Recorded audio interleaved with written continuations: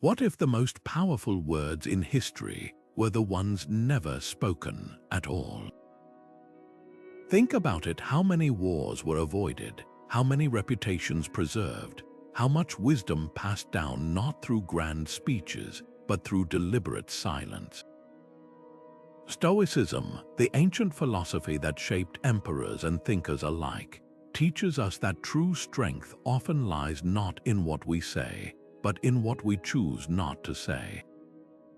Marcus Aurelius, the philosopher king himself, wrote, "You have power over your mind, not outside events. Realize this, and you will find strength, and that strength."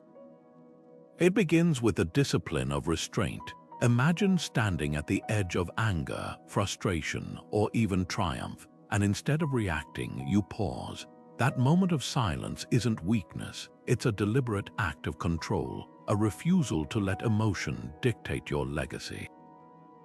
Throughout history, the Stoics understood this better than anyone. They saw how unspoken words could build empires, mend relationships, and even alter the course of lives. Because when you master silence, you master the room, the conversation, and ultimately yourself. This isn't just about holding your tongue, it's about wielding silence like a tool, sharpened by wisdom and purpose. So why does this matter to you? Because every day you face moments where the wrong word could cost you. A heated argument, a careless comment, a missed opportunity to listen.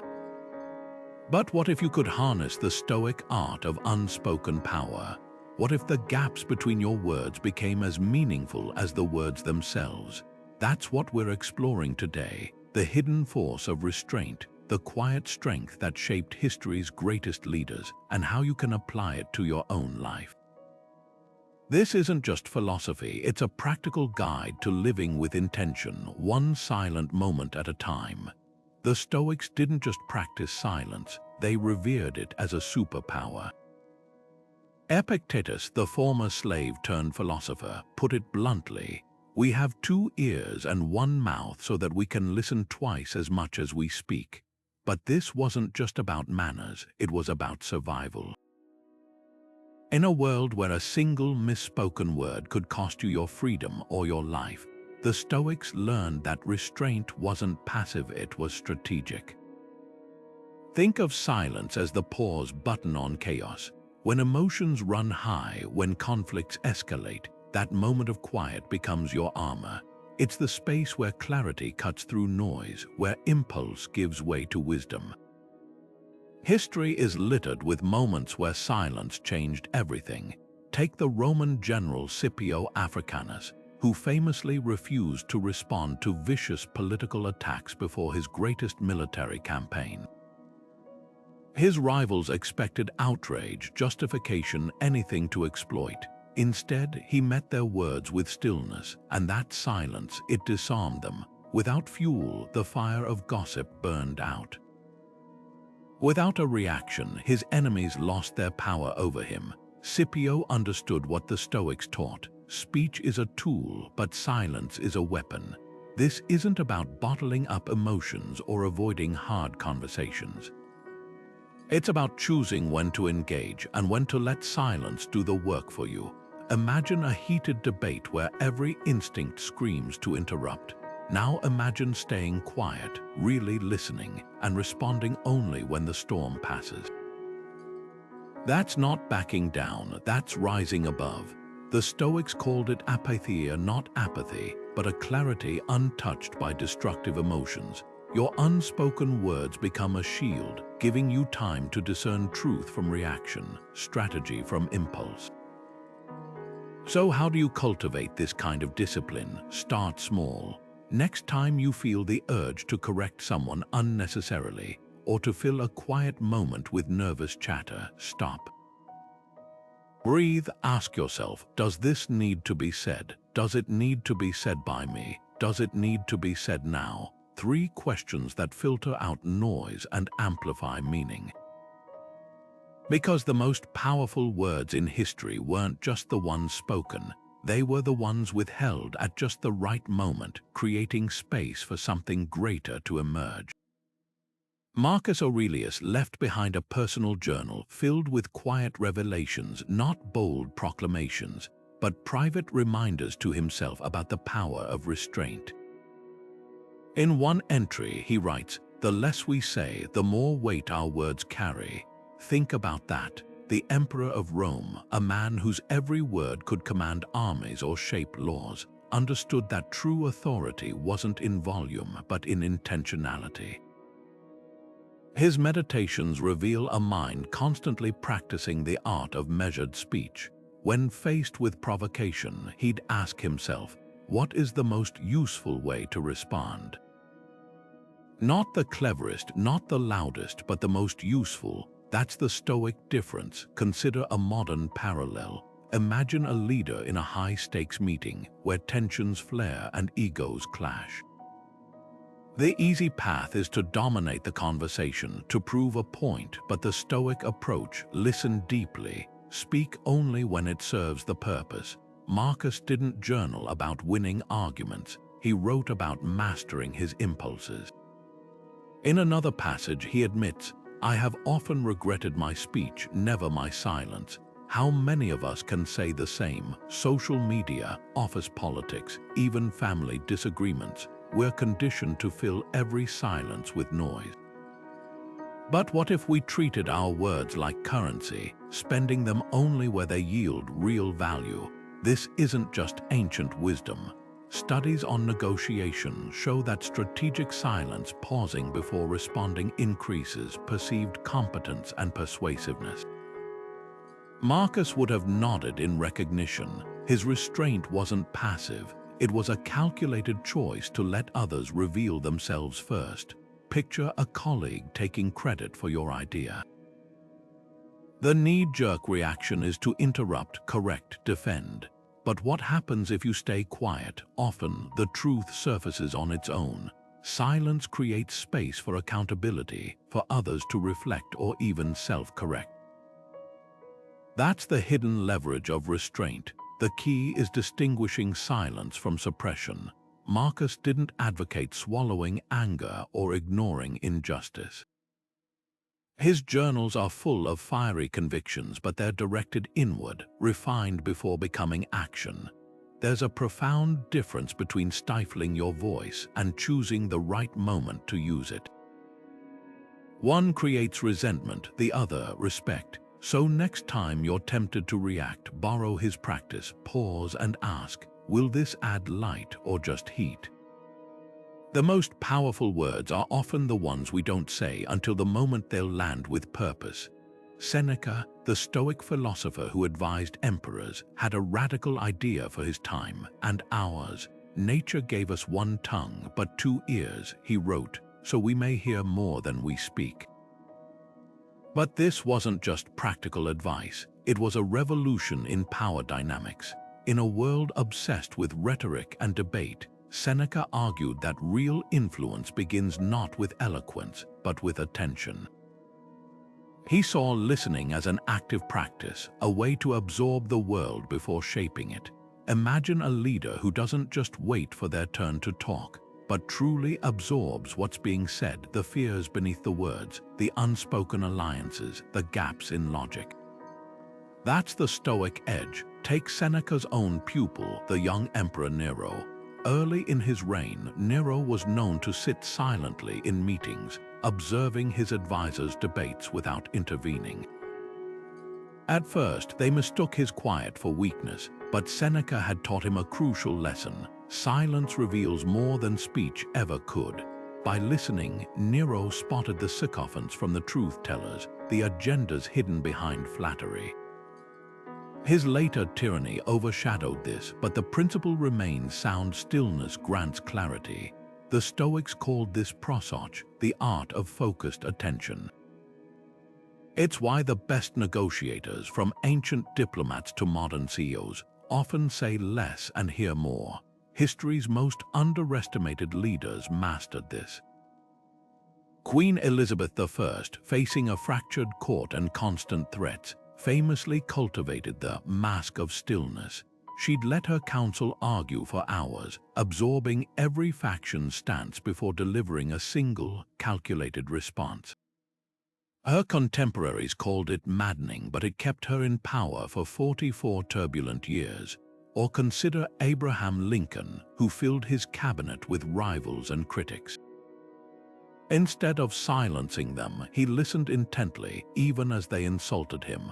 That humility, that willingness to hear harsh truths became the foundation of his leadership. Active listening isn't passive politeness. It's a disciplined choice to prioritize understanding over being understood. Seneca warned against the echo chamber of the self, where we only listen for openings to interject. True listening, he believed, requires suspending your inner monologue, something modern neuroscience confirms. When we silence our mental chatter, we literally hear more, catching subtleties in tone and timing. The Stoics practiced this daily, treating conversations like meditations. Before speaking, they'd ask, "Am I adding value or just adding noise?" Here's the challenge. We're wired to defend, to impress, to fill voids with our voice. But what if, like Seneca's ideal student, you approached your next conversation as if it were a treasure hunt, not mining for gold in your own words, but in theirs? The CEO who listens to janitors learns about inefficiencies executives miss. The parent who listens beyond a child's complaints discovers their unspoken fears. Even in conflict, silence can be disarming. Ask any hostage negotiator.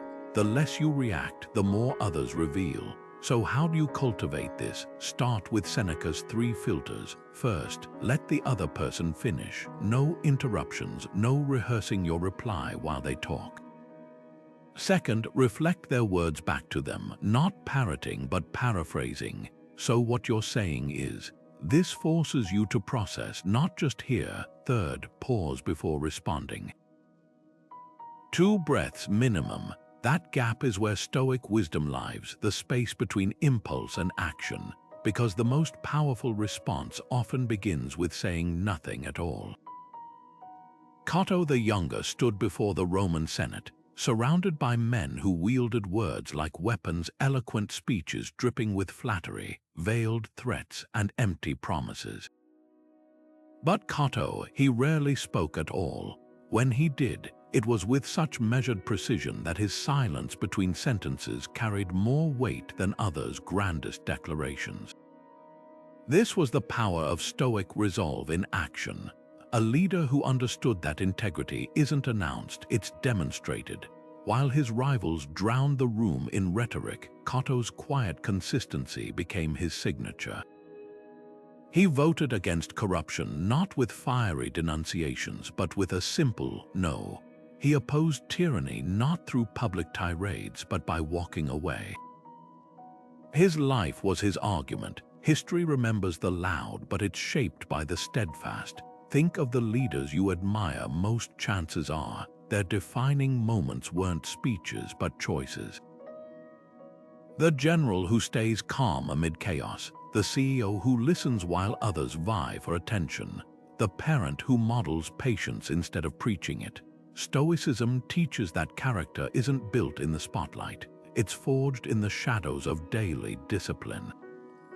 Cato's contemporaries mocked his refusal to play their verbal games, yet his unshakable principles outlasted their clever words.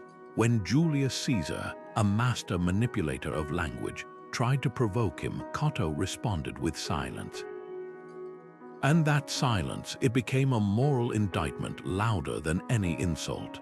This isn't about rejecting communication, it's about elevating action above performance. Modern culture celebrates the viral rant, the clapback, the soundbite, but the Stoics remind us that real influence grows slowly, rooted in what you do when no one's watching. Cato's famous walk across Rome barefoot in pouring rain to prove his indifference to discomfort said more about resilience than any motivational speech. Contrast that with today's leaders who mistake volume for vision, who confuse tweets with leadership. The lesson: noise fades, substance endures. So here's a challenge: reflect on the leaders who have impacted you. Were they the ones who talked the most, or the ones whose actions aligned with their values? The teacher who stayed after class to help without fanfare, the mentor whose quiet confidence inspired more than any pep talk. Stoicism doesn't demand silence, it demands intentionality.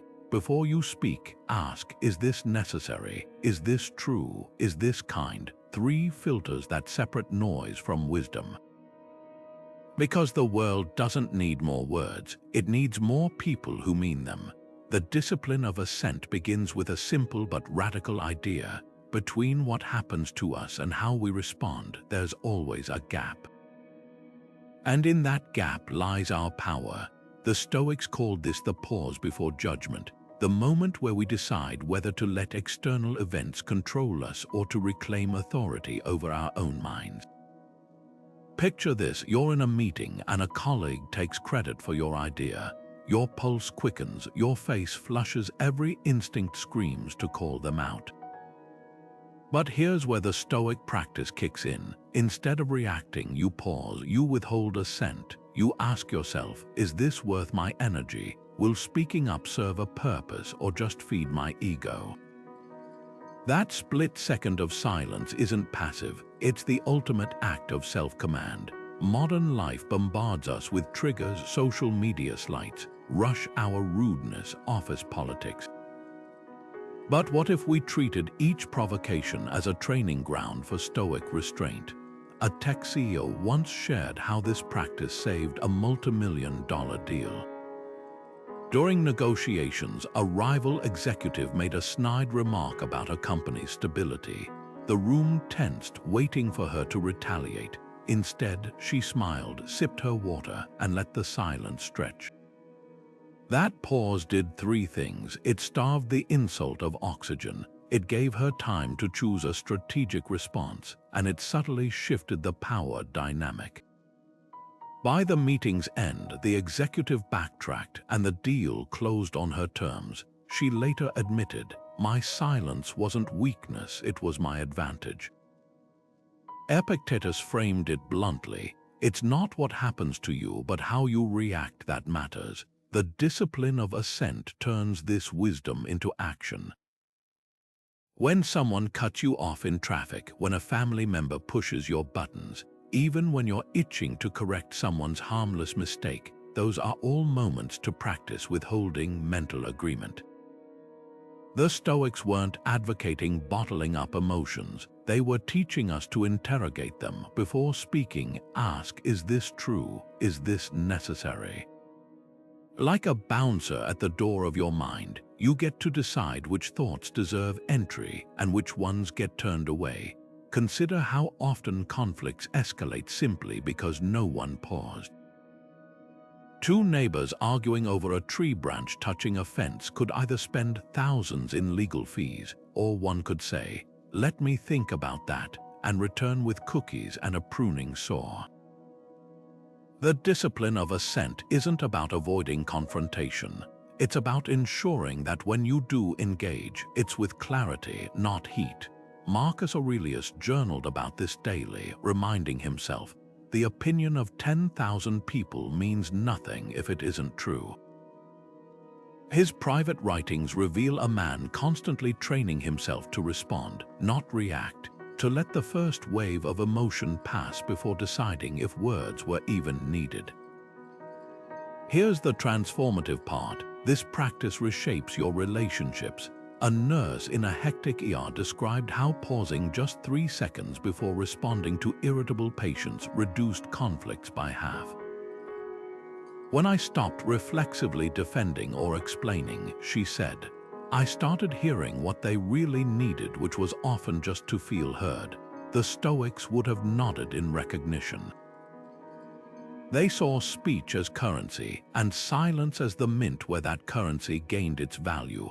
Every unspoken reaction becomes a deposit in your emotional bank account, giving you richer reserves to draw from when it truly matters. So next time the world demands an instant reaction, remember, Your greatest power might lie in the words you don't say yet. There's a quiet kind of promise that carries more weight than any oath, the kind you never speak aloud but live out daily. The Stoics, especially Zeno, the founder of Stoicism, taught that integrity isn't measured by grand declarations, but by the invisible thread connecting what you say to what you do. He famously said, "The goal of life is living in agreement with nature," which sounds abstract until you realize it's about alignment, when your actions echo your values so consistently that words become almost unnecessary. Think of the parent who never lectures about responsibility but always shows up on time, or the colleague who doesn't boast about teamwork but reliably lifts others without fanfare. These are the unspoken promises that build trust brick by silent brick. History offers striking examples. Take Zeno's own life. After losing everything in a shipwreck, he didn't vow to rebuild his fortune or seek revenge on the sea. Instead, he walked into a bookstore in Athens, picked up a work by Socrates, and quietly devoted himself to philosophy. His students later recalled that he taught more through his daily habits, his frugality, his patience with critics, than through lectures. When a young follower once asked how to become virtuous, Zeno didn't deliver a speech. He handed him a bucket and told him to fetch water from the well every morning before dawn. The lesson, discipline speaks louder than dogma. Modern life bombards us with performative pledges, social media declarations, hollow mission statements, resolutions announced but abandoned by February. The Stoic alternative is radical in its simplicity. Let your life be your contract, a nurse who sterilizes instruments twice, not because anyone's watching but because it's right. A teacher who stays late for struggling students without posting about it. These aren't small acts, they're silent testimonies to character. Marcus Aurelius captured this in his journals, writing, "Waste no more time arguing what a good man should be." B1. Here's the challenge. Reflect on the promises you've already made without realizing it. The way you handle frustration when no one's around. The standards you uphold even when cutting corners would go unnoticed.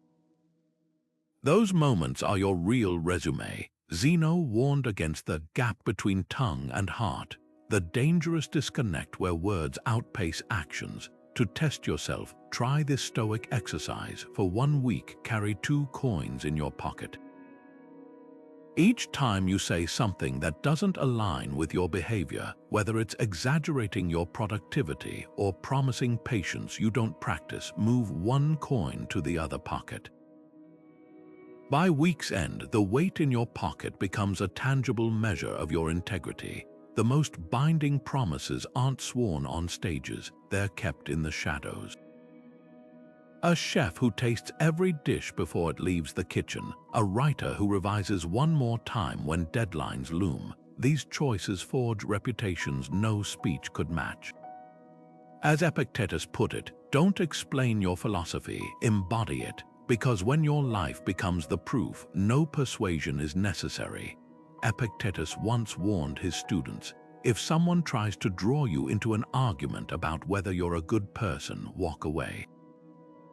The very act of debating it proves you've already lost. This wasn't just advice, it was armor. The Stoics treated silence not as surrender, but as a force field for their inner peace. Imagine standing in a crowded marketplace where every passerby shouts opinions at you. Engaging with every heckler would leave you exhausted, hoarse, and no closer to truth. That marketplace is modern life, social media threads, family gatherings, office politics, and silence is your cloak of invisibility, letting foolish words pass through you like arrows through mist. History offers brilliant examples of this shield in action. When the philosopher Socrates faced his accusers in Athens, they expected a dramatic defense. Instead, he spoke simply, then fell silent even when the jury condemned him to death. That quiet dignity turned his execution into an immortal lesson about integrity. Centuries later, Gandhi would employ the same strategy during British interrogations. Officers would barrage him with questions, and he'd respond with serene stillness, forcing them to confront the emptiness of their own accusations. Both men understood what the Stoics taught. Some battles aren't won with words, but by refusing to play the game at all. Consider everyday scenarios where silence outmaneuvers speech. A coworker sends a snide email, seeing the entire team. The urge to fire back a witty rebuttal burns in your fingers, but what if you didn't? That silence does three things. It denies them the reaction they crave. It gives you time to craft a measured response if needed, and most crucially, it preserves your mental space. Or picture a family dinner where politics surfaces. Instead of diving into the fray, you sip your water and change the subject. That's not avoidance, it's the wisdom of knowing which fires die without fuel. The magic lies in what happens beneath the surface. Neurologically, when we resist verbal sparring, we short-circuit the amygdala's fight or flight response. The Stoics anticipated this 2,000 years before brain scans.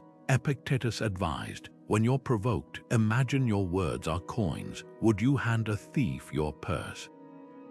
Every unnecessary argument is a withdrawal from your emotional bank account, but strategic silence, that's compound interest for your peace of mind. Modern psychology confirms this. Studies on workplace conflicts show that the first person to stay quiet in a heated exchange gains perceived authority. Their subsequent words carry more weight precisely because they weren't wasted on knee-jerk reactions. It's why hostage negotiators are trained to let silence linger. It's in those wordless gaps that urgency deflates and reason resurfaces. The Stoic version of this was apatheia, not indifference but emotional equilibrium. By mastering silence, they mastered their inner world regardless of outer chaos. So how do you wield this shield? Start with Epictetus's litmus test. Does this concern what's in my control? Traffic rage, not yours. Internet trolls, not yours. A friend's bad decision after you've advised them, not yours. Your power lies not in correcting every wrong, but in choosing where your energy flows. Like a gardener who stops chasing every weed and tends only the plants worth growing, your silence becomes the fence that protects what matters. Because sometimes the strongest statement isn't a roar, but the quiet confidence of a mind at peace. There's an undeniable magnetism to those who lead not with words, but with their very presence.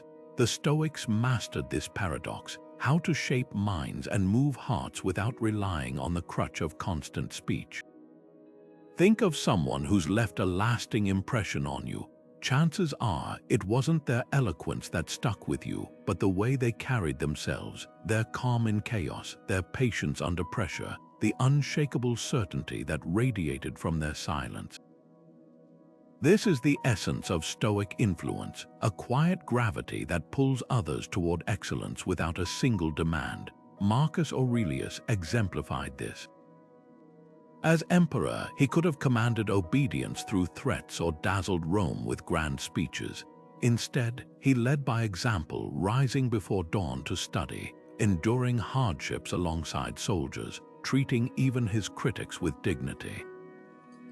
His contemporaries wrote of how his mere presence in a room hushed petty arguments, not because he intimidated, but because his integrity made frivolity seem absurd.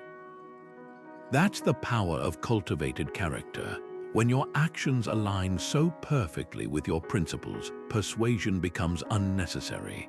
People don't follow what you say, they're drawn to who you are.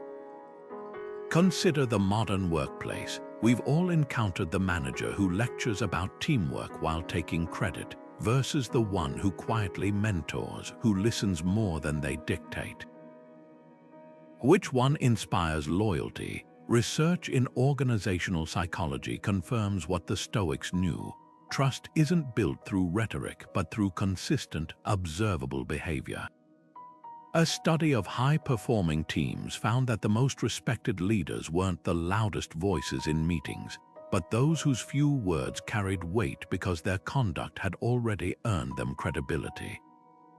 This isn't about charisma, it's about congruence. The Stoic philosopher Musonius Rufus taught that true leadership lies in being, not seeming. He trained his students to focus not on crafting impressive arguments, but on aligning every action with virtue. One of his most striking lessons came when a student asked how to convince others to live ethically. Rufus didn't offer talking points. He handed the student a shovel and had him plant trees in the scorching sun. "No speech about patience will teach what sweating in silence can," he said. "The lesson, influence grows in the soil of authenticity, not the thin air of performance." History's most enduring figures often wielded this silent authority. Rosa Parks didn't deliver a sermon on the bus. Her quiet refusal to move spoke volumes. The Dalai Lama's influence stems not from fiery speeches, but from a laughter-filled serenity that disarms even his adversaries. These aren't passive traits, they're disciplines. The Stoics called it hegemonican, the mastery of one's inner leader, so complete that it organically shapes the outer world. So how do you cultivate this presence? Start by observing the space between your intentions and your actions. When you're tempted to announce your goals, try embodying them first. Notice how people respond when you listen deeply instead of preparing your rebuttal. Test the Stoic challenge. Go a full day speaking only when necessary, and observe how your silence amplifies your substance. Because the paradox is this: the less you try to convince, the more convincing you become. Adversity whispers its lessons to those willing to listen in the quiet. The Stoics didn't just endure hardship, they revered it as the forge where character is tempered. Marcus Aurelius, ruling an empire plagued by war and plague, wrote in his private journals, "The obstacle becomes the way," not a cry of resignation, but a recognition that silent perseverance transforms trials into teachers. Consider the blacksmith's hammer. Each strike could be seen as violence against the metal, or as the necessary pressure to reveal the blade's potential. That's the Stoic lens. Every difficulty, from daily irritations to life-altering losses, carries an unspoken curriculum for those who approach it with disciplined attention. History's most resilient figures often shared this trait. They didn't narrate their struggles, they metabolized them. Take the explorer Ernest Shackleton, whose Antarctic expedition became a masterclass in quiet leadership. When his ship, the Endurance, was crushed by ice, he didn't gather his crew for inspirational speeches. He simply led by example, sleeping in the same frozen conditions, taking the first watch, rationing his food alongside his men. His silence spoke louder than any pep talk could. Years later, crew members recalled it wasn't his words that sustained them, but the unshakable certainty of his actions. Shackleton embodied the Stoic principle that endurance isn't proclaimed, it's demonstrated. Modern psychology echoes this ancient wisdom. Studies on post-traumatic growth reveal that those who reflect deeply on adversity, without victimhood or fanfare, often emerge with greater resilience, empathy, and purpose. Marcus Aurelius would have recognized the pattern. His meditations, written during military campaigns, aren't filled with complaints about brutal winters or treacherous allies. Instead, they're meticulous notes to himself about finding opportunity in obstruction. You have power over your mind, not outside events. Realize this, and you will find strength. Notice he doesn't say, "Ignore the pain," or "Pretend it's easy." He acknowledges the reality, then redirects focus to the one thing we truly control, our response. This philosophy thrives in unexpected places. A surgeon once described how performing high-stakes operations taught her the value of Stoic silence. In the or when complications arise, the team doesn't need dramatic reactions, they need steady hands and clear minds, she said. The more calmly I name the problem, the bleeding is here, rather than react to it, the faster we solve it.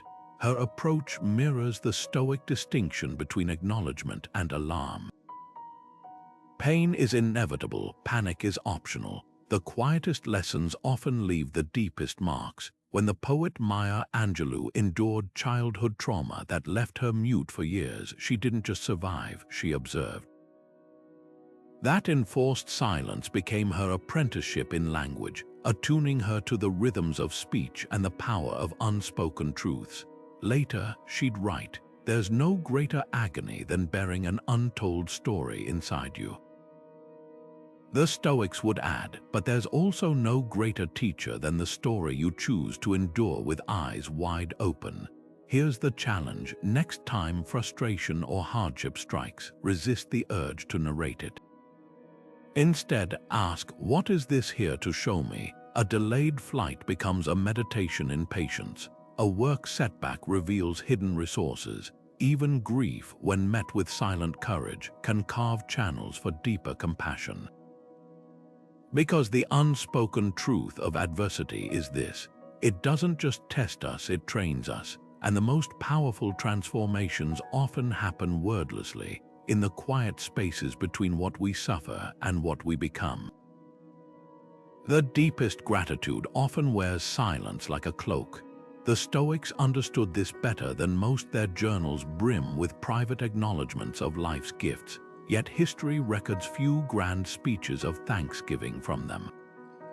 Why? Because for Marcus Aurelius, Seneca, and Epictetus, real appreciation wasn't about performative declarations. It was about living as if every moment were a debt repaid. Imagine two people, one who constantly announces their thankfulness on social media, and another who wakes early to prepare coffee for their partner without fanfare. Both feel gratitude, but the Stoics would argue only the latter embodies it. Consider Seneca's letters to his friend Lucilius, where he describes gratitude as the soul's memory. He didn't urge lavish displays of thanks. Instead, he practiced subtle, sustained reciprocity. When a mentor helped him, Seneca didn't compose flowery tributes. He quietly mentored others in turn. When nature granted a beautiful day, he didn't proclaim it. He spent extra time walking outdoors, absorbing the gift fully. This mirrors modern research on gratitude journals. Those who write privately about appreciation experience deeper emotional benefits than those who post public declarations. The act isn't diminished by silence, it's deepened. History's most poignant expressions of thankfulness often unfolded wordlessly. During the Great Depression, a struggling farmer once left a basket of eggs on his neighbor's porch after receiving anonymous help with his plowing. No note, no conversation, just an unspoken understanding that kindness had completed a circle. The Stoics would have recognized this instinct. Epictetus, born into slavery, never wasted energy lamenting his suffering or begging for sympathy. Instead, he transformed his hardships into teachings, paying forward the wisdom he'd gleaned through silent endurance. His gratitude wasn't voiced, it was lived. This philosophy thrives in unexpected places today.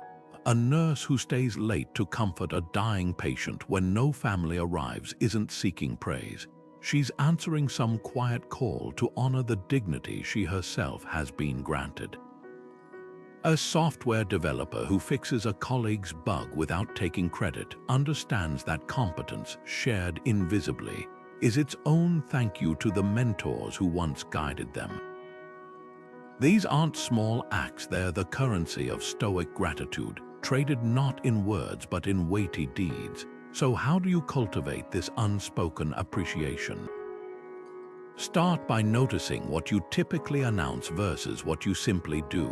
That rush to tweet about your good fortune, could it be redirected into helping someone anonymously?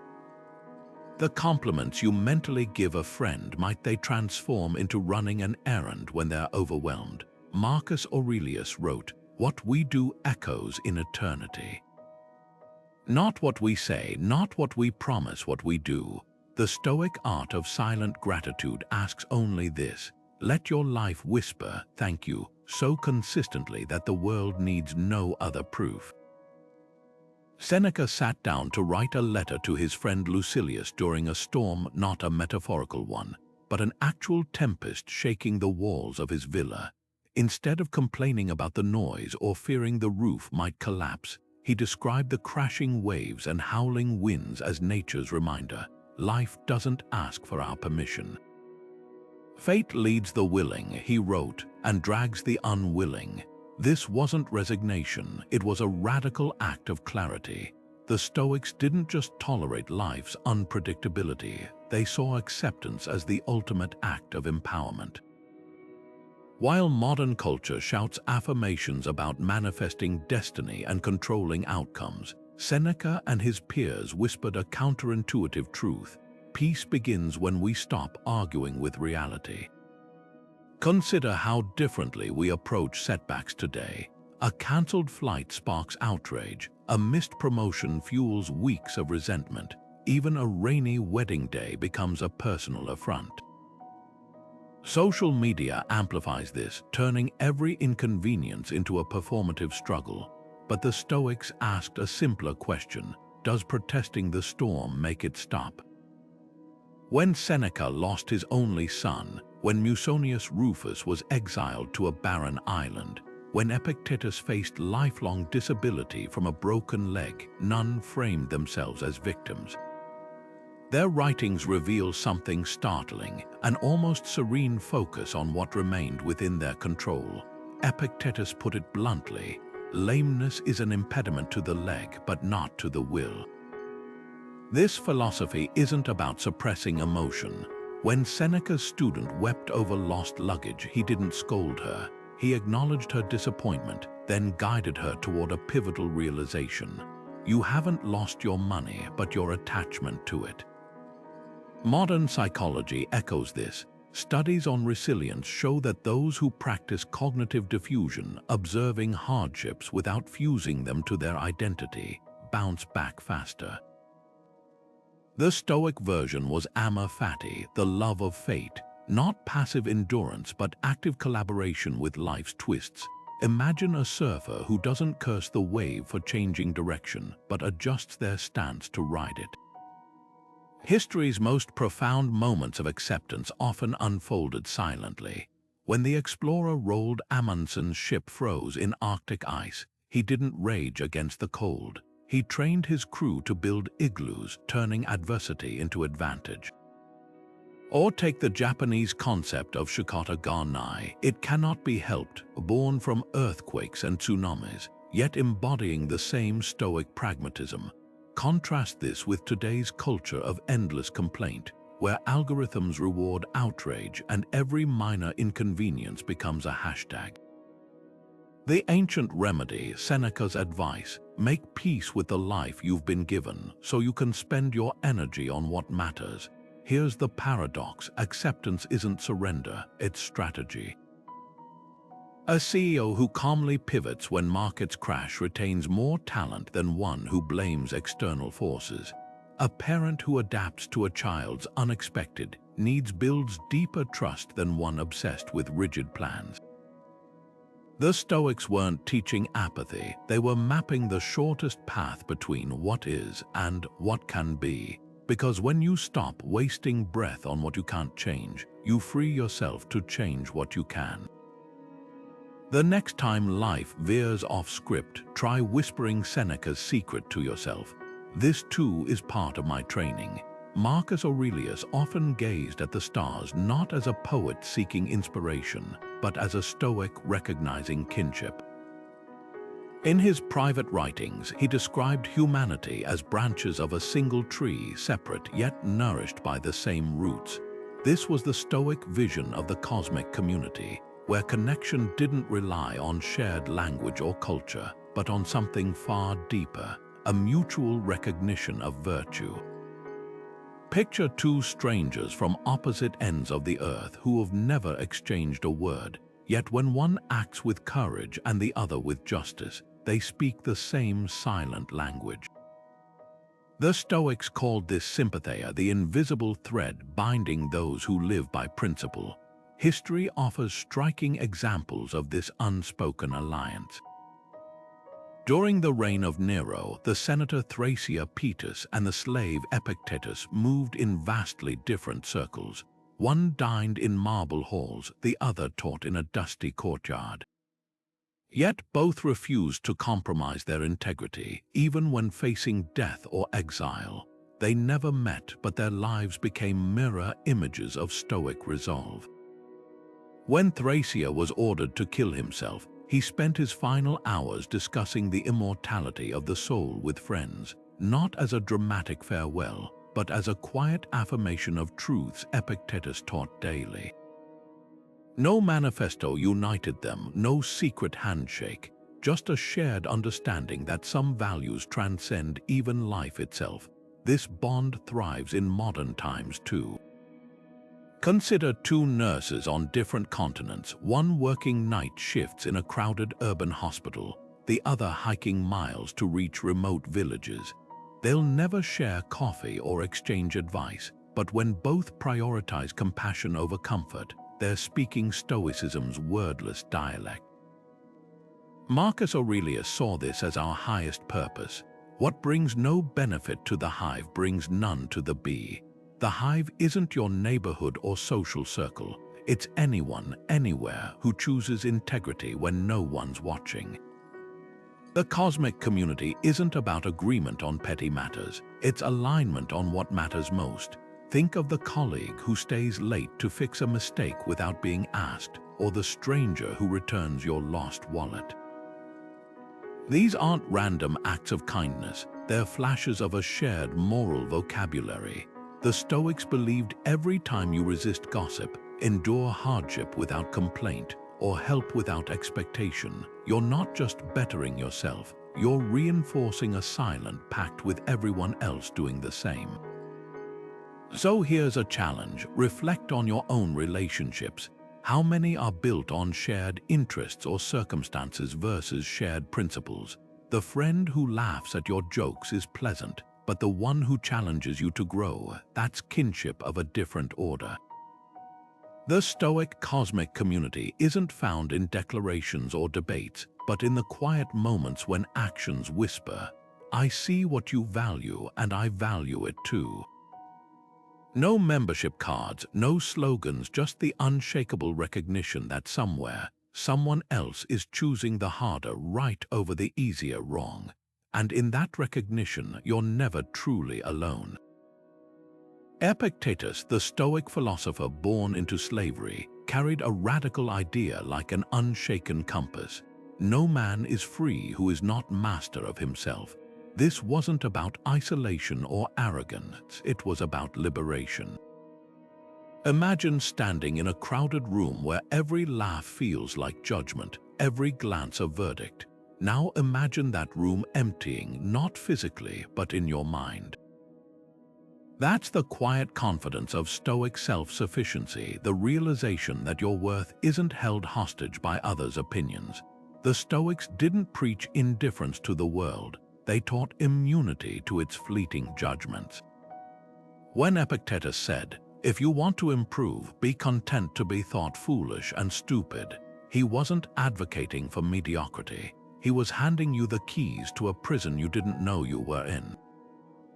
History's most resilient figures often walk this path unnoticed. Consider the painter Vincent van Gogh, who sold just one painting in his lifetime yet wrote to his brother, "I am seeking, I am striving, I am in it with all my heart." No galleries applauded him, no critics praised his brushstrokes, just a man and his relentless pursuit of truth in color. Or take the scientist Rosalind Franklin, whose X-ray images revealed DNA's double helix, only to have her contributions overlooked for decades. Her notebooks show no bitterness, just meticulous observations, a quiet testament to work as its own reward. These weren't martyrs to obscurity, they were practitioners of a profound Stoic principle: excellence doesn't require an audience. Modern life bombards us with metrics of validation, likes, retakes, performance reviews. but the Stoics whisper a counterintuitive truth: needing approval is the real limitation. A teacher in a one-room schoolhouse grading papers by lantern light, an entrepreneur iterating on a failed prototype for the 10th time. These are the modern Stoics. Their strength isn't in ignoring feedback, but in distinguishing constructive insight from the hunger for applause. Marcus Aurelius captured this in his journal. "It never ceases to amaze me. We all love ourselves more than other people, but care more about their opinion than our own." The practice is simpler than you'd think. Start by observing what happens when you disconnect the link between action and acknowledgement. Cook a meal without photographing it, finish a workout without tracking it, offer help without mentioning it. Like a tree growing rings unseen, your confidence solidifies in the quiet. Epictetus trained his students this way, assigning them to walk through town wearing ridiculous clothing, not as a test of courage, but as a lesson in irrelevance.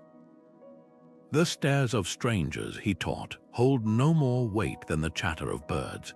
This isn't about rejecting community or critique.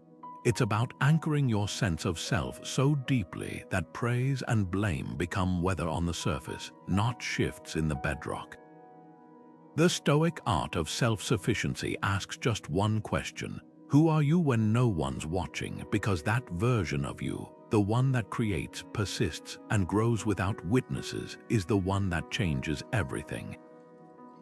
There's a quiet kind of bravery that doesn't announce itself with clenched fists or raised voices, the courage to stand unguarded when the world expects armor. The Stoics, often misunderstood as emotionless statues, actually revered vulnerability as the highest form of strength. Seneca wrote, "Sometimes even to live is an act of courage, not as a lament, but as a recognition that showing up raw and real requires more fortitude than any performance of toughness."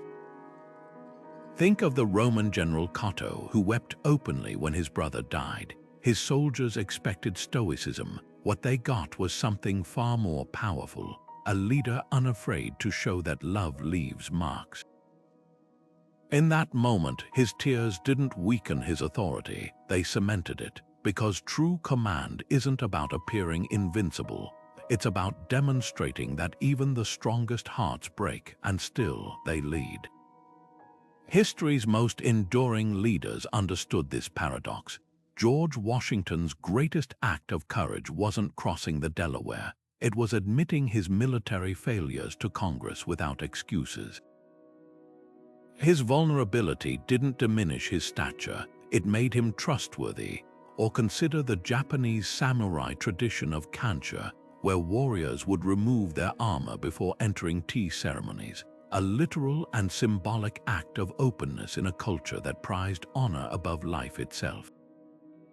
The Stoics would have recognized this immediately. Vulnerability isn't the absence of strength, but the refinement of it. Like a blade forged so finely it bends without breaking, the courage to be seen fully flaws and all is what makes a leader unshakable.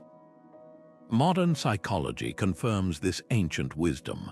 Research on transformational leadership shows that managers who admit mistakes and ask for help inspire 25% more loyalty than those who project infallibility.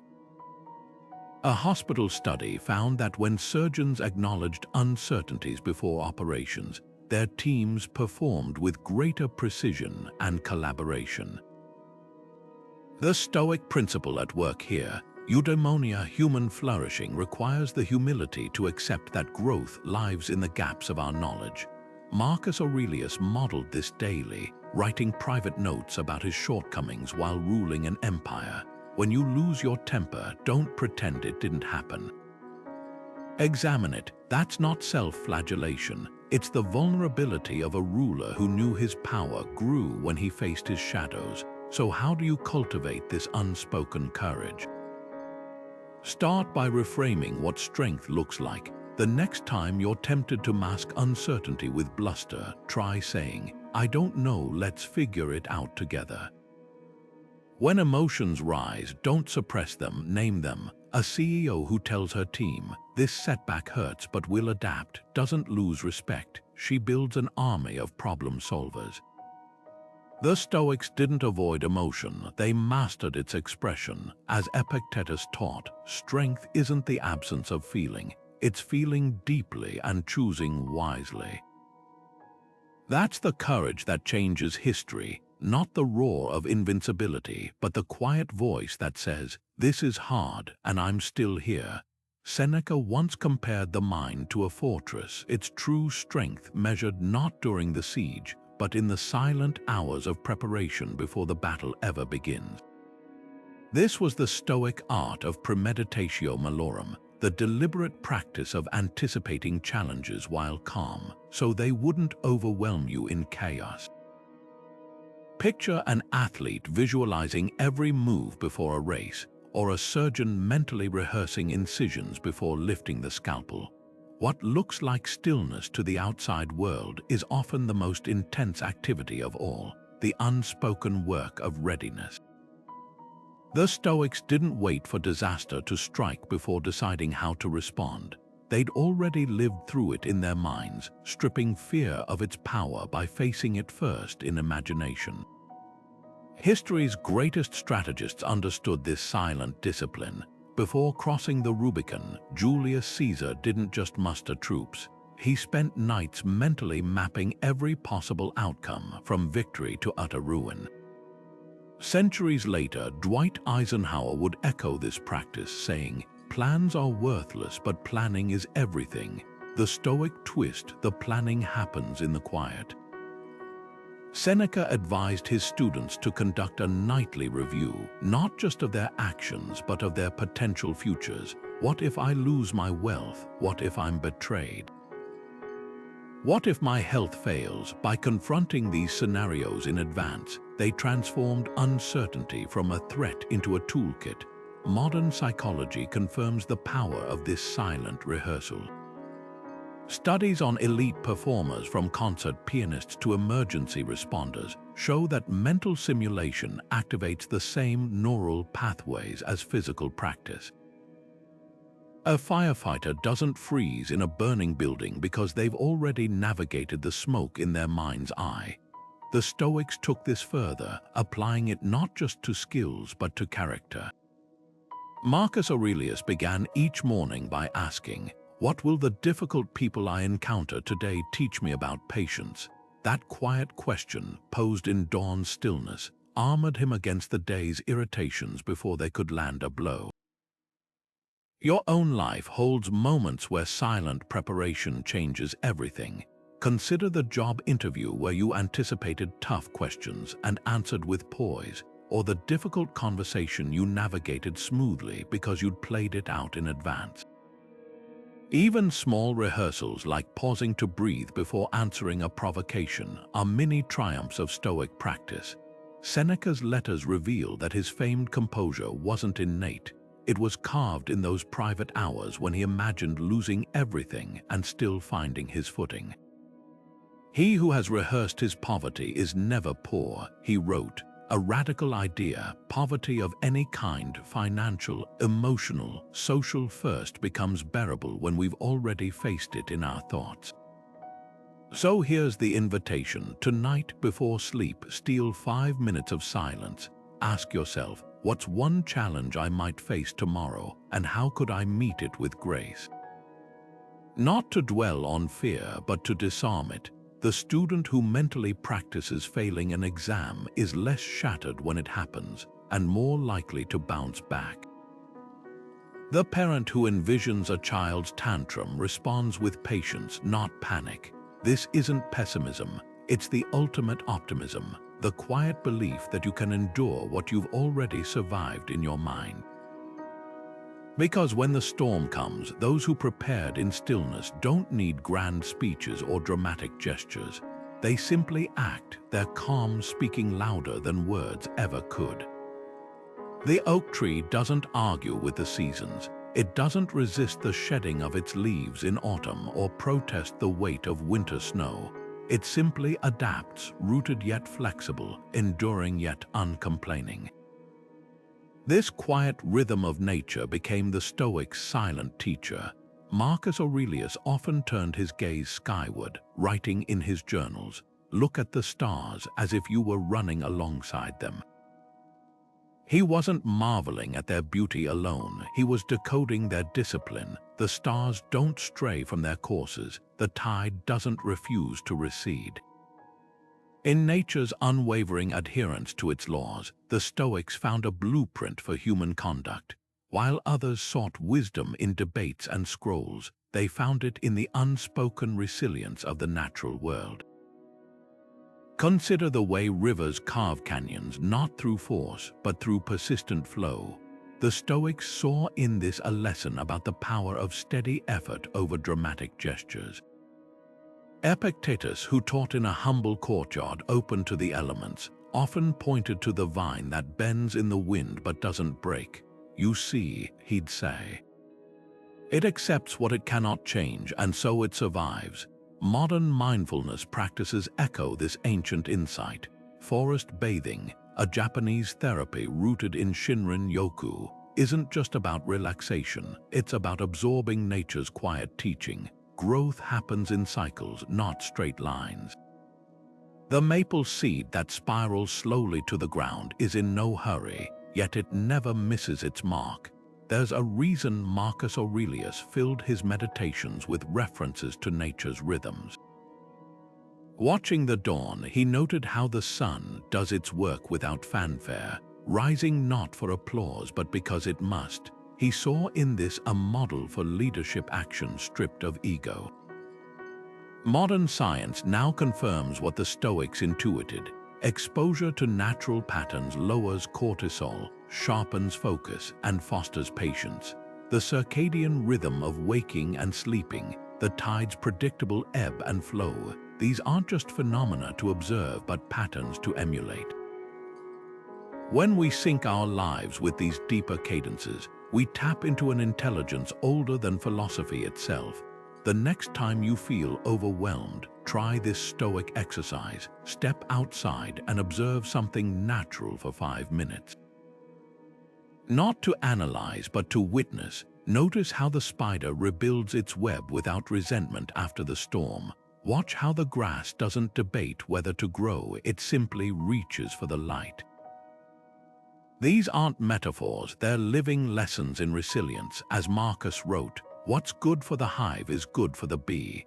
Nature's wisdom was never meant to be decoded in lectures, but absorbed in stillness like rain into parched earth. The most profound teachers often speak without words. Boundaries often speak loudest when they're never announced at all. The Stoics mastered this subtle art, drawing lines not with ultimatums, but through the quiet consistency of their actions. Think of a parent who doesn't argue with a child's tantrum, but simply waits calmly until the storm passes. No threats, no negotiations, just an unshakable presence that says, "This behavior won't move me." That Stoic boundary setting in its purest form, a limit communicated not through conflict, but through unyielding principle. Marcus Aurelius modeled this as emperor, facing down conspirators not with rage, but with a silence so resolute it forced them to confront their own dishonor. His restraint wasn't avoidance, it was a fortress built brick by brick through daily discipline. Healthy relationships thrive on these unspoken boundaries. Consider two friends, one perpetually late, the other meticulously punctual. The Stoic approach isn't to scold or plead, but to leave exactly at the agreed time, even if it means dining alone. The message is clear without a single reproach: my time matters. Ancient philosophers like Musonius Rufus taught that respect isn't demanded, it's demonstrated.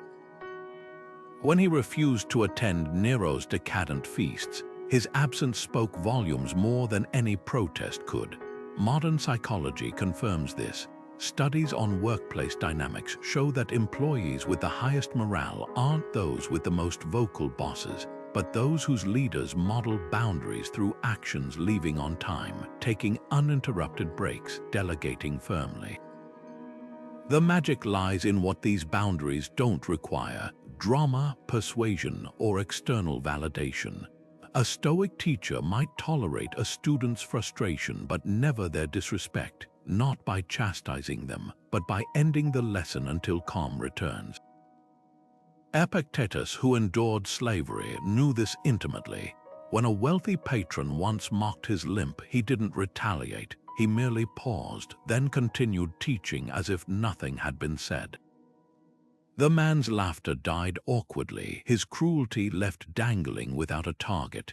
That's the power of boundaries rooted in self-respect. They filter out what doesn't belong without a word. So how do you cultivate this? Start small. Next time someone interrupts you, don't sigh or glare, just stop speaking until they pause. If a coworker dumps last-minute work on you, don't complain, simply reply, "I can tackle this next week."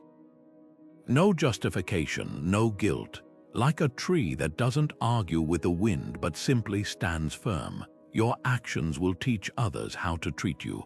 The Stoics called this autarkeia, self-sufficiency, that neither attacks nor retreats, but holds its ground with quiet certainty. Because the strongest boundaries aren't walls you build against others, but the integrity you refuse to compromise within yourself. Epictetus once told a grieving student, "Do not seek to have events happen as you want, but want them to happen as they do, and you will find peace." This wasn't cold indifference, it was an invitation to a quieter kind of freedom. Think of autumn leaves releasing from branches without protest, or a sailor adjusting sails to the wind rather than cursing its direction. Stoic detachment begins not with dramatic renunciations, but with the silent recognition that some things were never ours to hold. The modern world shouts about manifesting and controlling outcomes, but the Stoics whisper a counterintuitive truth. Real power often looks like letting go without a word. Consider the weight we carry unnecessarily, the job we outgrow but cling to for prestige, the relationship that's run its course but persists from habit, even the outdated self-image we defend, though it no longer fits. These aren't just attachments, they're silent battles against reality. Marcus Aurelius wrote in his private journal, "You are not compelled to form any opinion about this matter before you. Nor are you compelled to disturb your peace of mind at all." That's the essence of Stoic detachment, not denying the pain of release, but refusing to dramatize it. When a close friend betrayed Seneca, he didn't pen scathing letters or plot revenge. He simply reallocated his time to students who valued his wisdom. His silence wasn't weakness, it was the quiet recalibration of a man who knew his worth didn't depend on others' choices. History's most graceful transitions often happened wordlessly. When the explorer Roald Amundsen's ship became trapped in Arctic ice, he didn't waste energy railing against the weather. He trained his crew to build igloos, turning imprisonment into a masterclass in survival. Or take modern examples, the athlete who retires at her peak rather than chasing faded glory, the executive who steps down from a toxic corporate culture to start a small farm. These aren't failures, they're silent acts of realignment with deeper truths. The Stoics called this apatheia, not apathy, but the clarity that comes when we stop conflating what is with what should be. Here's the practice tonight. Take 5 minutes to list 3 things you've been clutching too tightly. Not grand sacrifices, but quiet releases. The committee role that drains you, the expectation you've outgrown, even the minor grudge you rehearse in your mind. Then imagine setting each one down like a stone you've been carrying in your pocket. No announcement, no ceremony, just the unspoken decision that some weights aren't yours to bear. Because the most profound liberations often happen without fanfare. A deep breath before deleting the angry email, a slight smile when passed over for praise, the gentle refusal to argue with what can't be changed. As Epictetus put it, freedom isn't secured by filling your coffers, but by emptying your wants. The space left by what we release becomes the room for what truly matters. The truest monuments aren't carved from marble, they're built from the quiet accumulation of days lived with purpose. The Stoics measured a life not by the eloquence of its speeches, but by the weight of its actions. Consider Zeno, the founder of Stoicism, who spent years teaching on the painted porch of Athens. His greatest lessons weren't delivered in lectures, but in the way he endured poverty without complaint, welcomed criticism with curiosity, and treated every student, whether a wealthy merchant or a runaway slave, with equal dignity. His legacy wasn't a book or a famous quote. It was the living proof that philosophy isn't about perfect arguments, but about imperfect people striving to align their steps with their principles. History remembers this kind of unspoken character in unexpected ways. A Roman senator named Epictetus never wrote a manifesto, but his refusal to applaud Nero's excesses became a silent rebellion that inspired generations. A medieval Japanese samurai might leave no diary, but the sword he never drew in anger spoke volumes about his discipline.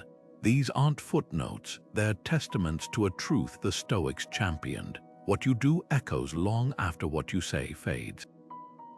Marcus Aurelius captured this in his private journal, reminding himself, "Waste no more time arguing what a good man should be one. Not for acclaim, not for legacy, but because virtue is its own reward." Modern life tempts us to confuse visibility with value. We curate social media personas, chase vocal recognition, mistake being heard for being significant. But the Stoics whisper a question through the ages. Who are you when the cameras are off? The teacher who stays late to help a struggling student without posting about it. The neighbor who shovels snow from an elderly couple's walk before dawn. The CEO who takes the blame for a team's failure but passes credit for its success. These are the lives that ripple outward in ways no viral moment can. Studies on organizational behavior reveal a paradox. The most respected leaders aren't those who demand loyalty, but those who demonstrate it daily through small, consistent acts. Here's the challenge no one will grade you on. Look at your past week not through the lens of achievements announced, but through moments only you witnessed. The patience you showed when exhausted, the honesty you chose when lying was easier, the kindness you extended without expectation. That's your real resume. Seneca wrote, "Life is like a play. It's not the length but the quality of the acting that matters." The Stoic twist, the most critical scenes often happen offstage. So ask yourself this: if your legacy were built entirely from actions never recorded, never praised, would it still inspire? Because that's the unspoken power of character. It doesn't need a spotlight to shine. Every evening, Seneca would retreat to his study not to write letters or draft speeches, but to conduct the most important conversation of his day, the one with himself. "When the lamp has been put out," he wrote, "and my wife has fallen asleep, I examine my entire day and review what I've done and said. This wasn't mere diary keeping, it was a surgical audit of the soul." The Stoics treated self-reflection not as a passive recounting of events, but as an active excavation of motives, missteps, and moments where character could have been stronger. Imagine a mirror that doesn't just show your face, but your choices, the harsh words swallowed, the patience lost, the small kindnesses extended.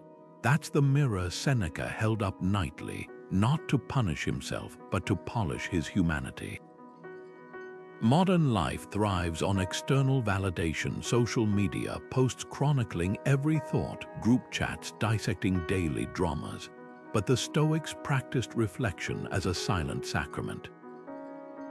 Marcus Aurelius's meditations weren't meant for publication.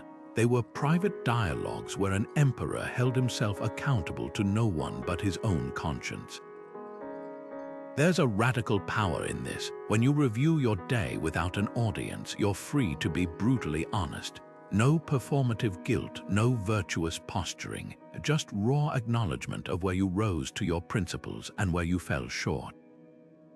A CEO might confess in her journal, "I dismissed the intern's idea too quickly," or a parent might write, "I reacted to spilled milk as if it were a crisis." These unvarnished admissions become stepping stones, not stumbling blocks. The journal itself is secondary. The magic lies in the ritual. Picture a nurse after a grueling shift, scribbling 3 lines about a patient's unspoken fear she wished she'd noticed sooner. Or a student noting how envy colored his reaction to a classmate's success. Seneca called this practice the scrutiny, a term borrowed from Athenian democracy, where officials' accounts were audited. But here, you're both the treasurer and the auditor. The questions are simple yet profound. What did I mistake for happiness today? Where did I follow the crowd instead of my conscience? Did my actions align with my professed values? No need for elaborate answers. Even bullet points can pierce through self-deception. Technology tempts us to outsource this introspection. Apps gamify habit tracking, podcasts analyze life for us, but the Stoic method demands the friction of pen on paper, the slower pace that allows realizations to surface. Neuroscience confirms this. Handwriting activates memory and emotional processing in ways typing can't match. When you journal by hand, you're not just recording events, you're engraving lessons. One study found that people who wrote about failures privately for 15 minutes a day made better decisions weeks later, proof that silent reflection plants seeds of wisdom that bloom when needed most. Here's the quiet rebellion in this practice. It makes you ungovernable by others' opinions. When you've already confronted your own flaws in the mirror of solitude, casual criticism loses its sting. Epictetus, who endured slavery, taught that keeping an internal ledger of progress immunizes you against external judgments. If someone tells you that so and so speaks ill of you, he said, don't defend yourself, just reply, he must not know my other faults, or he would have mentioned those too. That humor springs from the confidence of someone who's already faced their shadows.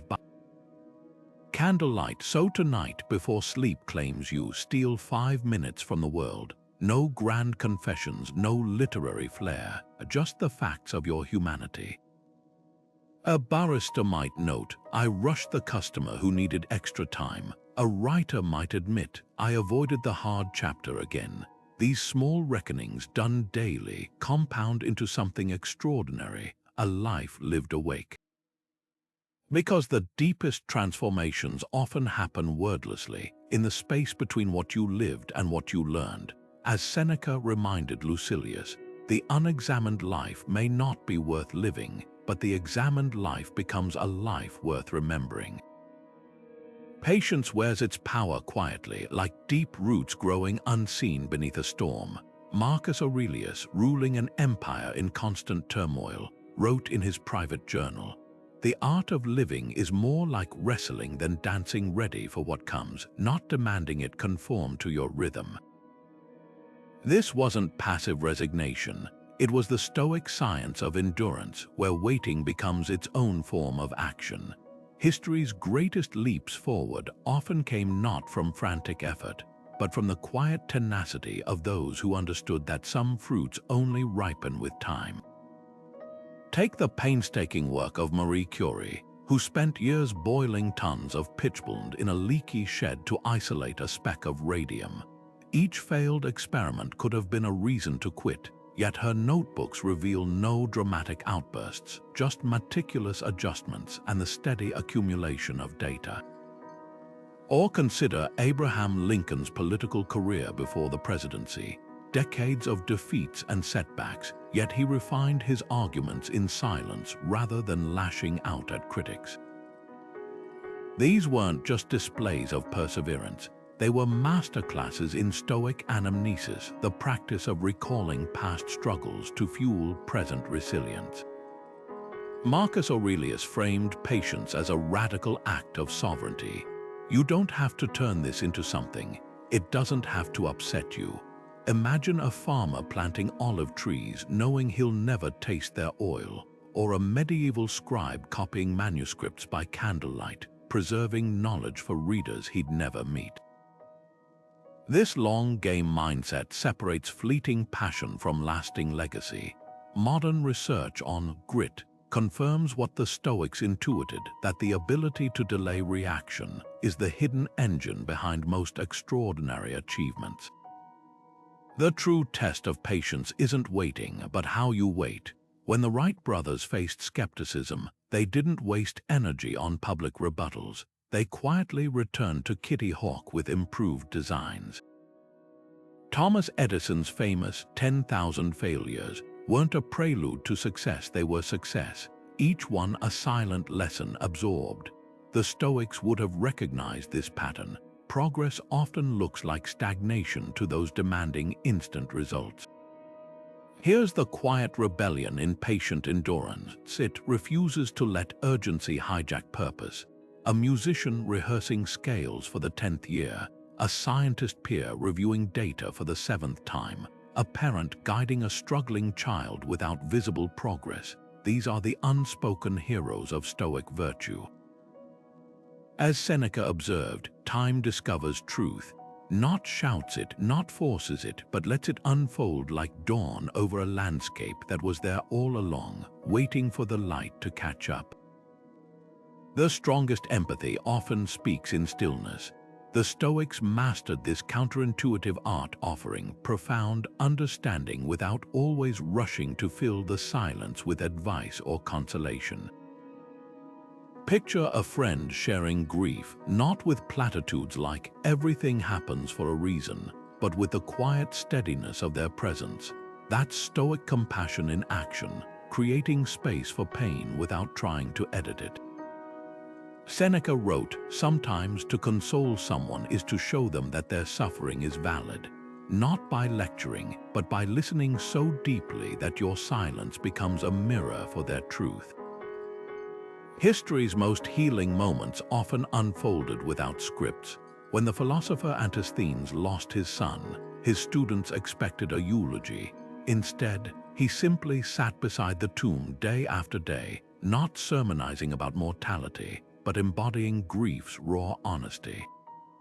Centuries later, Abraham Lincoln would practice this same silent solidarity during the Civil War, visiting wounded soldiers not with grand speeches, but by writing letters home for those too injured to hold a pen. These weren't passive acts, they were emotional labor at its most potent. Modern psychology confirms what the Stoics knew. Active listening reduces cortisol levels more effectively than well-intentioned advice. A study on hospice workers revealed that patients rated caregivers as more compassionate when they minimized verbal reassurance and maximized attentive silence. The magic lies in what this restraint communicates. A parent staying up with a sick child doesn't need to announce their love. Their wakefulness says it all. A leader who listens to an employee's concerns without interrupting signals respect more powerfully than any mission statement. Epictetus, who taught that we have 2 ears and 1 mouth for a reason, would remind us that empathy isn't about fixing, but about witnessing. When a friend vents about workplace injustice, our impulse might be to propose solutions, but the Stoic approach: breathe, nod, let them feel heard before you help them strategize. That pause is where trust takes root. Consider how often we unintentionally silence pain by rushing to silver line it. "At least you're healthy," we say to someone who lost their job. "They're in a better place," we offer to the grieving. The Stoics called this misplaced consolation, well-meaning words that actually dismiss the validity of suffering. True empathy starts with the courage to say nothing but, "This must hurt," then proving through your presence that discomfort won't scare you away. Marcus Aurelius modeled this when he visited plague-stricken neighborhoods, not as an emperor distributing aid, but as a fellow human sitting with the dying so they wouldn't face the darkness alone. Here's the practice. Next time someone shares pain, resist the urge to relate. I know how you feel. Reframe, look on the bright side, or rescue, let me fix this. Simply say, tell me more, then count 5 slow breaths before responding. Those seconds of silence do something remarkable. They signal that you're not waiting to speak, but choosing to understand. Like a tree offering shade without demanding gratitude, the quietest support often casts the widest shadow, because sometimes the most healing words are the ones we don't say. Epictetus once compared the human mind to a bowl of water. Only when still can it reflect the world clearly. If you seek truth, he taught, hold every impression at arm's length until you've examined it fully. This wasn't just advice for philosophers, it was a battle plan against the chaos of distraction. Imagine trying to light a candle in a hurricane. That's what focus feels like in our modern storm of notifications, obligations, and endless scrolling. The Stoics didn't have smartphones, but they faced equally relentless distractions, political intrigues, social obligations, the constant pull of ego and entertainment. Their solution: treat attention as sacred currency, spending it only where it yields real value. Modern neuroscience confirms this ancient wisdom. Studies at MIT found that task switching, the average worker changes activities every 40 seconds, can drop IQ by 10 points, equivalent to missing a night's sleep. The Stoic antidote begins with recognizing focus as a moral choice. Marcus Aurelius would begin his mornings by visualizing the day's challenges, then mentally locking in on priorities like a sculptor chiseling marble, removing everything non-essential. His journal entries reveal meticulous attention rituals. When you assume the posture of meditation, don't allow random thoughts to waterlog your mind. Notice he doesn't say eliminate distractions. He assumes they'll come and prepares to let them pass like clouds across a mountain. Deep work wasn't a productivity hack for the Stoics, it was soulcraft. Seneca described his writing sessions as descending into a sacred well, where external noise faded and inner clarity surfaced. He practiced what cognitive scientists now call attention scaffolding, structuring environment and habits to support concentration. His country villa had a sparse underground study. No frescoes, no lavish furnishings, just a chair, a lamp, and a shelf for scrolls. Contemporary equivalents might include a writer disabling Wi-Fi or a programmer using a separate user profile for creative work. The principle remains unchanged. Create spaces where focus becomes inevitable. Here's where Stoicism parts ways with modern hustle culture. Epictetus warned against activity addiction, and mistaking motion for progress. Ask yourself with every undertaking, he said, is this essential? Not urgent, not impressive, but essential. The Roman general Gaius Marius embodied this during military campaigns. While other commanders wasted energy on endless meetings and reports, he maintained a legendary ability to sit silently for hours studying terrain maps, a habit that won battles through superior situational awareness. Today's equivalent might be the CEO who blocks Thinking Thursdays on her calendar, or the student who studies physics in the library basement while classmates cram amid cafe chatter. Practical focus begins with reclaiming the pauses. Try this Stoic exercise. Set aside 20 minutes daily for single-task immersion. Not meditation in the traditional sense, but what psychologist Mihaly Csikszentmihalyi calls flow priming. Read without checking your phone, walk without podcasts, cook without multitasking. At first, it feels like holding your mental breath, but gradually, you'll notice subtleties previously drowned out. The way ideas connect when given space, how solutions emerge when you stop forcing them. The Stoics called this prosouch attention as vigilant as a night watchman's. yet relaxed as a cat in sunlight. True focus isn't about gritting your teeth. It's about aligning with what matters so completely that distractions lose their magnetism. Like a tree growing toward light without conscious effort, your mind naturally orients toward meaningful work when you clear the clutter. As Epictetus put it, we are what we repeatedly give our attention to. Every glance at a notification, every half-hearted conversation, every postponed priority is a vote for who you'll become. The discipline of focus isn't just about getting more done, it's about becoming someone who does what matters. True humility whispers where vanity shouts. The Stoics understood this distinction deeply. Their modesty wasn't about shrinking or self-deprecation, but about grounding confidence in something far sturdier than applause. Seneca, who moved through the highest circles of Roman power, warned his students, "The taller the tree, the deeper its roots must grow." He wasn't advocating for false meekness, but for an unshakable inner compass that doesn't need constant validation. Picture a master craftsman who lets his work speak for itself, or a seasoned captain who doesn't announce every storm weathered. Their quiet assurance comes not from insecurity, but from the weight of experience. That's the Stoic art of humility, strength so secure it doesn't need to announce itself. Consider Seneca's own life. As Nero's advisor, he had every opportunity to flaunt his influence, yet his letters reveal a man who measured his worth not by imperial favor, but by private virtue. When criticized, he didn't rush to defend himself. When praised, he dissected the compliment for hidden flattery. "Vanity," he wrote, "is the greatest slavery because it chains you to others' opinions." Modern psychology echoes this. Studies show that leaders who understate their competence often gain more trust than those who trumpet achievements.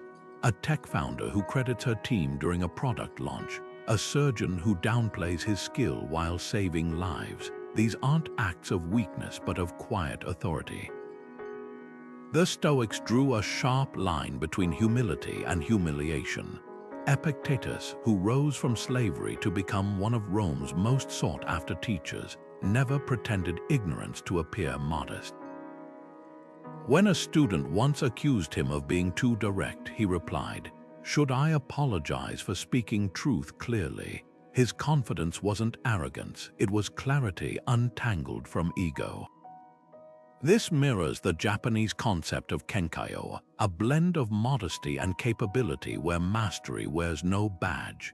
Think of the pianist who lets the music move you without demanding ovations, or the scientist whose breakthrough paper lists collaborators first.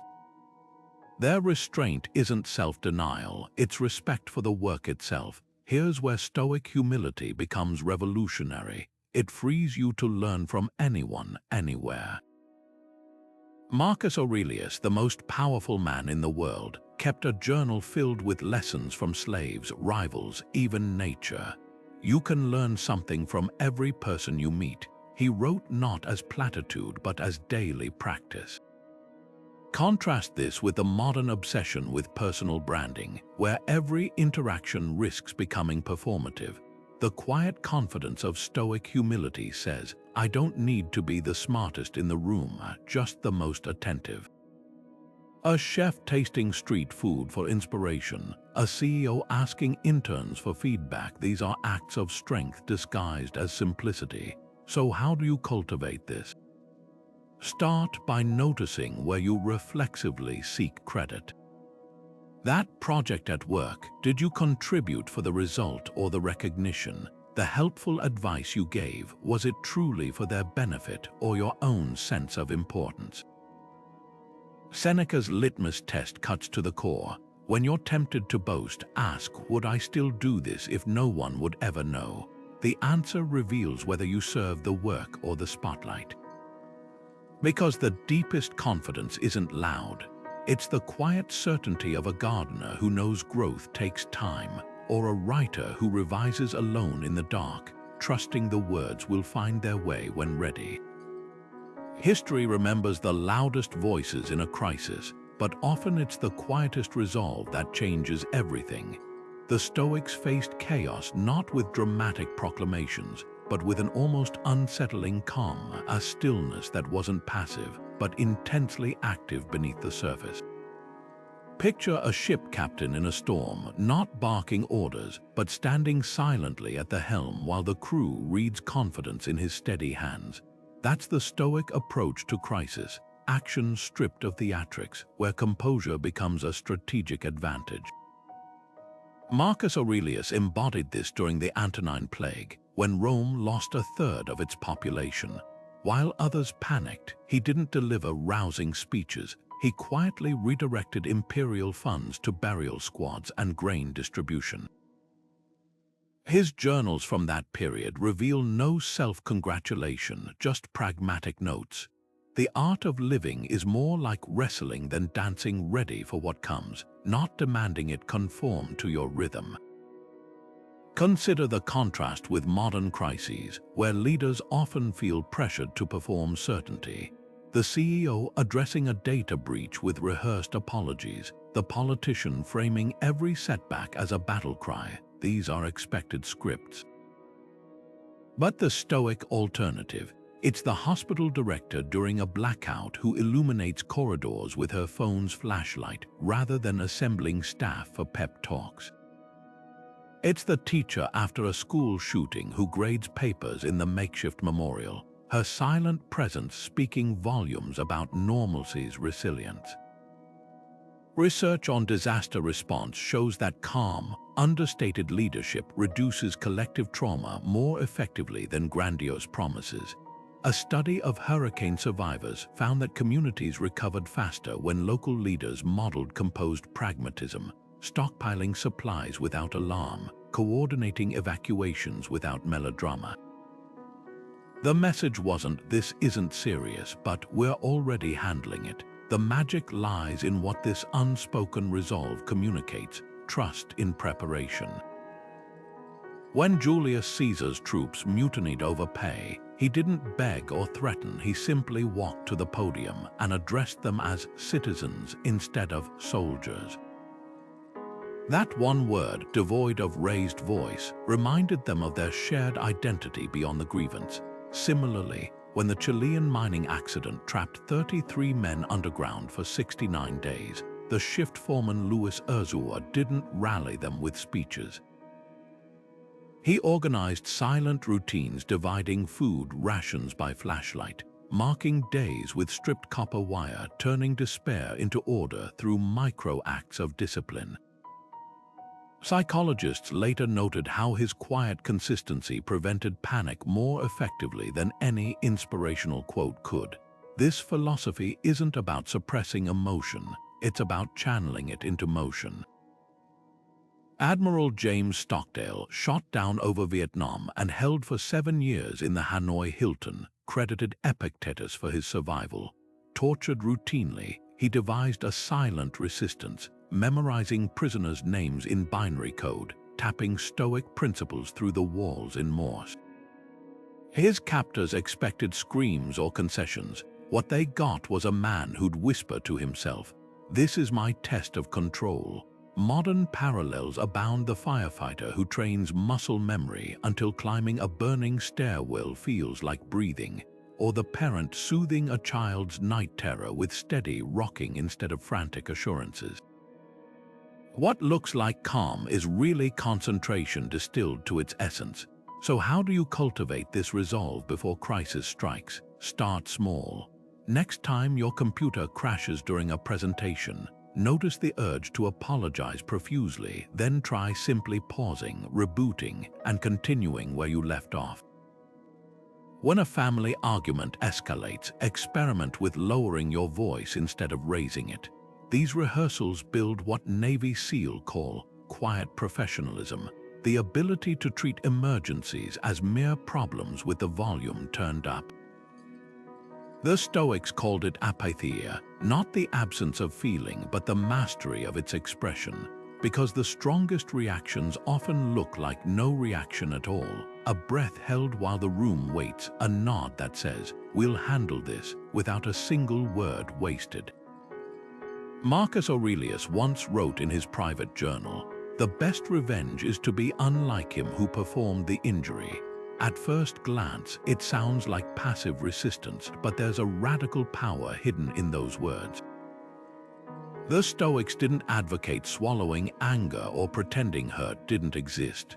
Instead, they practiced a quieter, more transformative art, letting resentment dissolve not through dramatic confrontations, but through the daily discipline of indifference. Picture a fisherman cutting his line when a catch drags him too far from shore, not in defeat, but in the quiet recognition that some struggles cost more than their worth. That's Stoic forgiveness, a deliberate release, not because the offense was small, but because your peace is too large to be held hostage by it. History's most profound acts of forgiveness often happened wordlessly. When the philosopher Aristotle was publicly mocked by a rival, he didn't retaliate or demand an apology. He simply stopped attending gatherings where the man was present. Over time, the absence of his wisdom became its own rebuke. The other scholars began excluding the agitator instead. The lesson: silence can be a scalpel, cleanly severing ties without messy drama.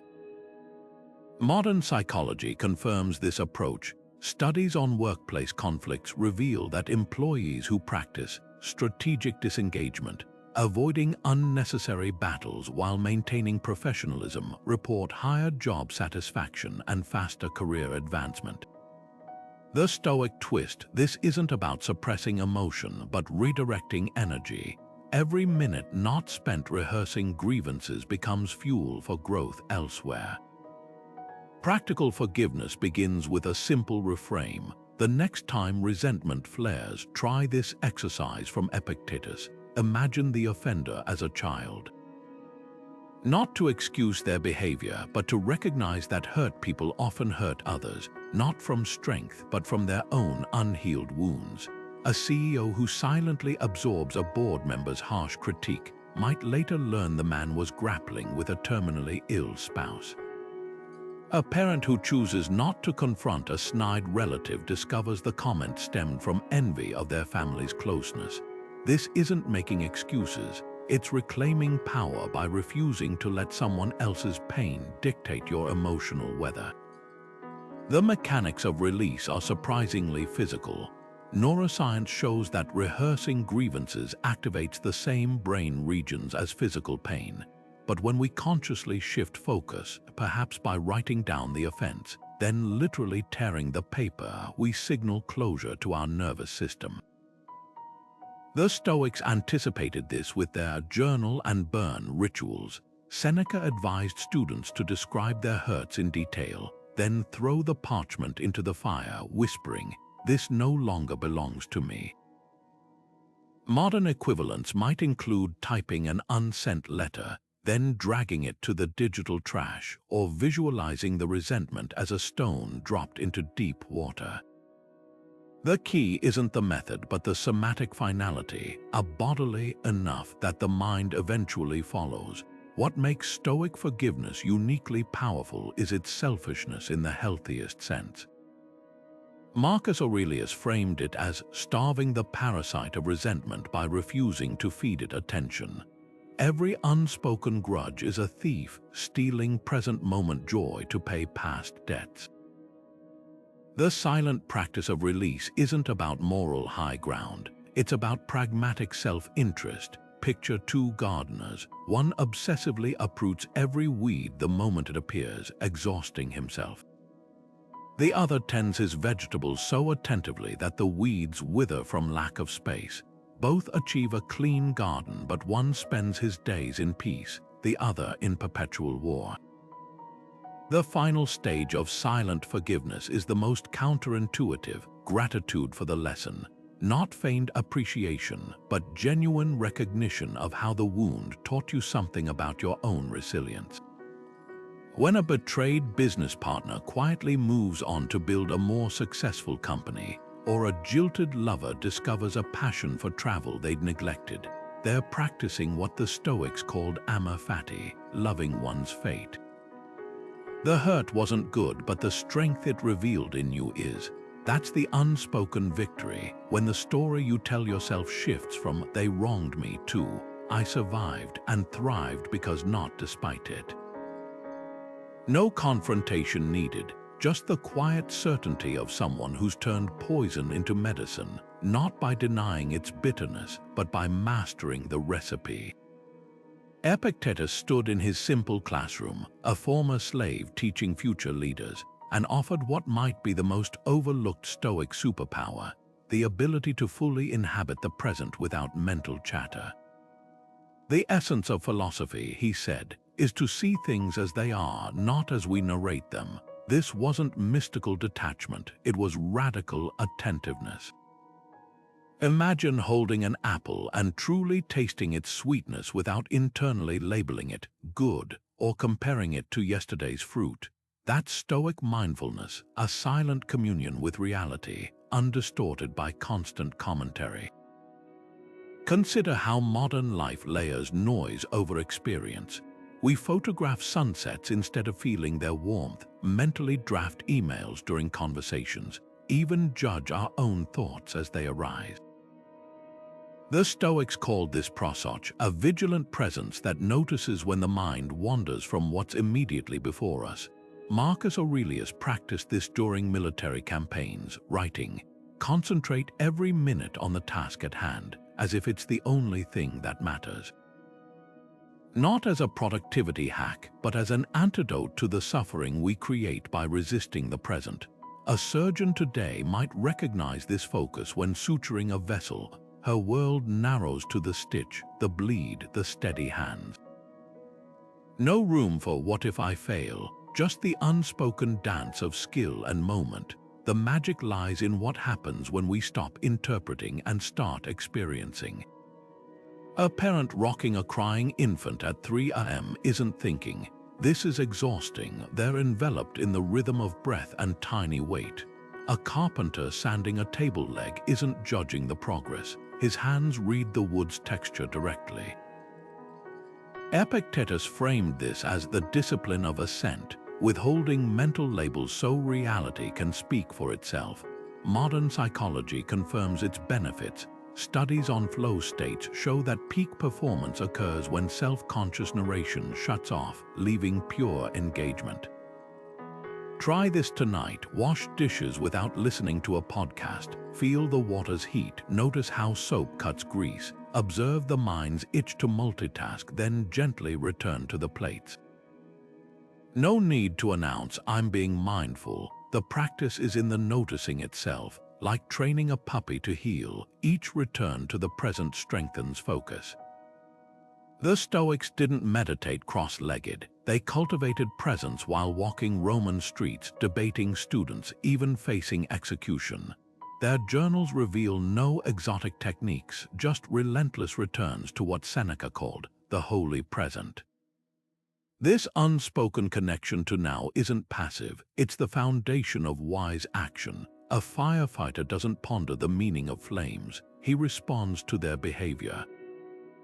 A negotiator reads micro-expressions because his mental chatter stills enough to see truth unfold. Epictetus's secret was recognizing that most pain comes not from events, but from our silent stories about them. The next time stress arises, experiment with dropping the inner monologue for 60 seconds. Just witness the pounding heart, the clenched jaw, as if observing weather patterns. Without the fuel of commentary, storms often dissipate on their own. The present moment, the Stoics discovered, is the only place life actually happens. Not in yesterday's regrets or tomorrow's plans, but in the weight of a coffee cup, the pause before answering, the unscripted laughter that slips out when we stop performing. No grand philosophy required, just the quiet courage to be here fully before the next breath comes. Authenticity speaks loudest when it doesn't need to speak at all. The Stoics measured character not by eloquence, but by the unbroken thread between private conviction and public action. Picture a tree that doesn't declare its growth. Each ring simply accumulates in silent testament to time's passage. This was their ideal, a life where virtues weren't announced but evidenced, where the gap between what you claimed and how you lived didn't exist. Seneca captured this when he warned, "A man's worth is no greater than the worth of his ambitions, but only if those ambitions are visible in his daily choices." Not in his speeches, not in his social media posts, but in how he treated the servant who spilled his wine or the rival who maligned his name. History's most authentic figures often wore their convictions quietly. Take Thrasea, the Roman senator who opposed Nero not with fiery denunciations, but by consistently voting against tyranny, even when his was the lone dissenting voice. While others scrambled to align with the emperor's whims, he maintained a steadfastness so palpable that his mere presence in the Senate chamber became a silent rebuke. Or consider the Japanese samurai Miyamoto Musashi, who after winning 60 duels spent his final years painting ink landscapes and writing a treatise on strategy. His genius wasn't in proclaiming his mastery, but in demonstrating it through disciplines that required no audience. The Stoics would have recognized these men as kindred spirits, individuals who understood that integrity isn't performed, it's lived. Modern culture often mistakes visibility for virtue. We curate personas, craft personal brands, and measure influence by follower counts. But Stoic authenticity thrives in life's unrecorded corners. A nurse double-checking doses on the night shift when no supervisor is watching. A teacher spending her own money on supplies without posting the receipt online.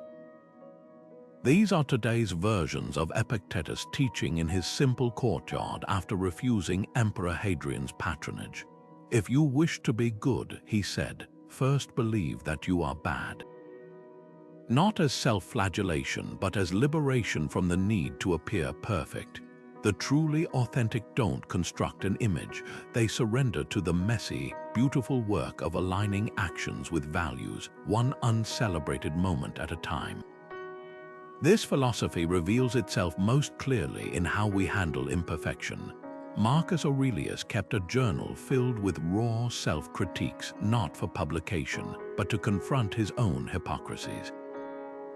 "Wipe away the plaster mask of virtue," he wrote, "and look directly at your failures. Contrast this with modern leaders who spin mistakes into PR opportunities or manufacture vulnerability as a branding tactic."